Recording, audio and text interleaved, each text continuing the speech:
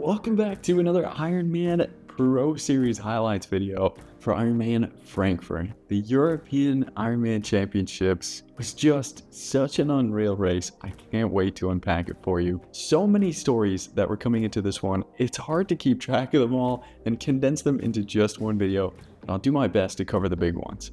But first thing you need to know about this race is that it was one of the biggest, if not the biggest, Ironman races of all time, with 77 men lined up. When you compare that to 2018 when Jan Frodeno took the win here, there were only 21 men racing. I think that just goes to show you the effect of this pro series and just how big the pro sport is getting these days. Because it was the EU champs for Ironman, it had a bigger than average prize purse, $87,500. That doesn't really split up to 77 men that well, so a lot of guys were going to come home empty-handed and had put a lot on the line here for this race. The big stories then, Christian Blummenfelt was back trying to validate his spot for Kona just 13 days after racing the mixed relay in Paris. Sam Long had made a last-minute decision here to try and chase a Kona slot as well. He had a good chance. 17 had already qualified here on the start list, and there were 6 slots on offer, but it was still going to be a tough ask. Trevor Foley was then here as well, another American backing up after Lake Placid. And then another Strava runner, Matt Hansen, was leading the way in Pro Series points. But it was Patrick Lange who was the runner who everyone had his eye on. He had a trick up his sleeve. Later, you'll find out that perhaps made him think he could possibly go sub 2:30 on the marathon here. But was it to be? We'll find out. So, diving into the water that looked like almost an age group race with so many men, it apparently led to such brutal racing at the beginning. Many athletes are reporting a rough swim.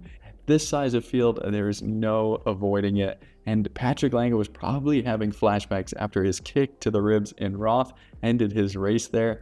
And actually, it might have affected him a little bit because he lost touch right away with the front group of this race. And I don't really blame him as well because Willem Hirsch and Andreas Salzberg, Menno Koolhaas were really pushing the pace at the front. Hanging in there though was the likes of Braden Curry and Christian Blummenfelt. And then by the Aussie exit, which was not quite halfway in the race, Lang had already fallen to 32nd place, more than a minute down. And then Sam Long was almost 3 minutes back in 62nd next to Trevor Foley. Then throughout the rest of the swim, it just got worse and worse for those guys. Lange fell to over 4 minutes back by the end, next to Bradley Weiss. Jackson Laundry and Matt Hansen were just a bit more behind him. And then the big gap was to Sam Long, 7 minutes and 10 seconds back at this point, and Trevor Foley was right there too. Could they make up enough time? You'd have to imagine they could over the 180K distance. But in T1, we saw a rapid transition from Willem Hirsch, gained himself a 19-second advantage, and he was on the way on the bike. And because actually the coverage due to the weather wasn't that great, we would watch him for quite a long time. It was bad enough, in fact, the weather that the helicopter the Ironman had organized was grounded and couldn't give us more angles. And much worse, because of that rain, athletes were really crashing. And it was actually a main reason why there were so many DNFs at this race, 18 in total dropping out before the finish line. Some, though, embraced the bike, and one of those was Christian Hogenhaug, who even had a crash himself after moving into the lead, taking a hefty fall going around a corner, but thankfully he was okay and right back on the bike and actually just continued gaining his lead. Behind him, there was a train of 16 athletes at first, which constantly got whittled down throughout the bike ride, which included Christian Blummenfelt. Braden Curry, sadly for him, who's just not quite having the last couple of years, he managed to go the other way that Christian Hogenhaug went and kept losing time.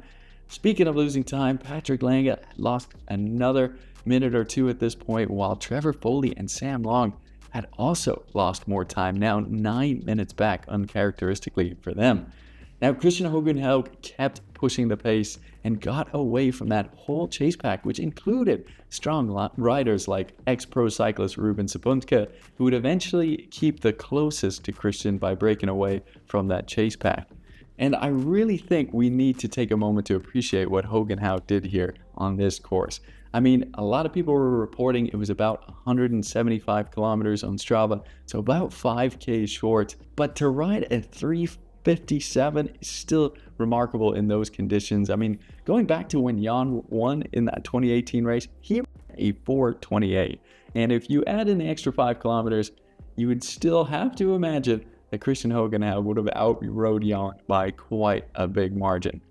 Now, behind him, Blummenfelt came into T2 5 minutes back with a group of 7 other guys and would be able to run him down with his short course training and all his short course racing, or would he crumble in the marathon distance? Now, unfortunately, Lange, it looked like, would be just too far off. 11:57 behind the front.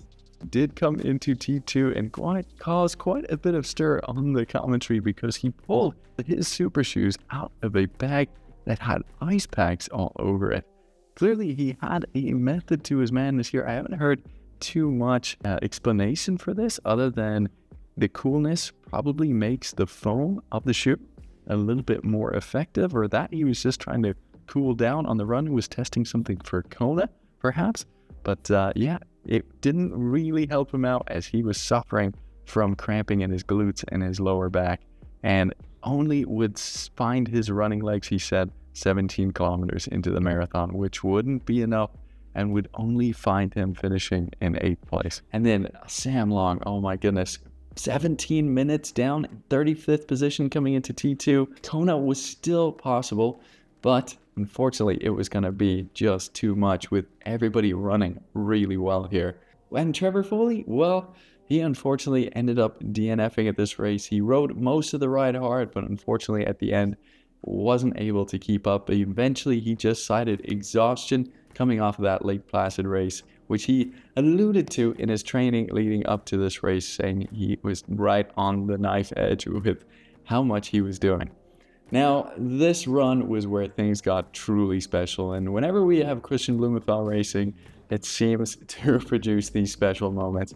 Keep in mind, again, 13 days post the Olympics, and according to him, he was just coming here to survive and validate, and that he hadn't done much specific training for this. What an athlete he is. Easily stormed into first place and was looking effortless at a pace that was going to break a 2:30 marathon. It was so shocking seeing him do this, and if you watched him through most of that marathon, you would have believed he was going to go under sub 2:30. But actually, incredibly, there was another person having an insane day, and that was Great Britain's Kieran Linders. He was actually keeping pace with Christian for quite a long time in the marathon, hanging just out of camera shot about 20 seconds back. The race of his life after an infamous second place at Challenge Almere last year that went pretty viral. Just when Christian Blummenfelt started to get more of a gap, he had to take a stop at a porta potty.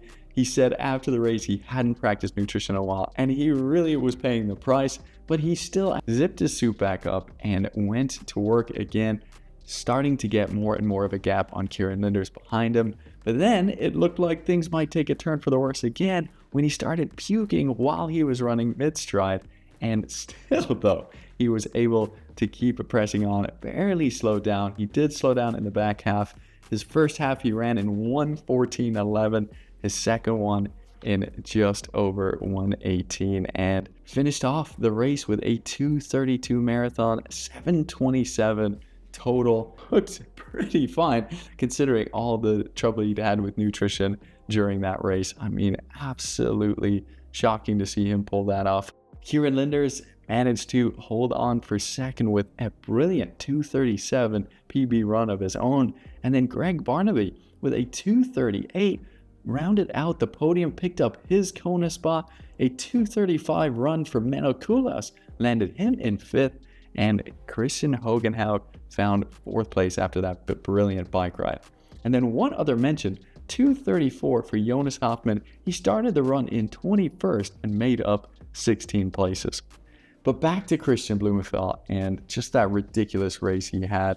What did he say? Well, he said, first of all, the big headline for me is that he wished he could swap this out for a win in Paris. He told Triathlon Insider that after the race. But he also did say He enjoyed racing in the rain. This was the first Ironman he'd done where he didn't have to worry about the heat. And he said that really helped him out, especially on the bike, which he trained the least. And he also said his endurance was probably too good going into Paris, and he just didn't have that short course speed that he needed. And I mean, obviously that really showed here. And I'd be so interested to hear his coach Olaf's take on this and how he pulled off this performance. It almost doesn't make any sense doing this on the back of short course training, in my mind anyways. Maybe you guys know a little bit better than me. Please do put it in the comments down below. He said he's now fully focused on Kona. He is going back to getting work done on his bike, getting more fit to it and more aero with Body Rocket.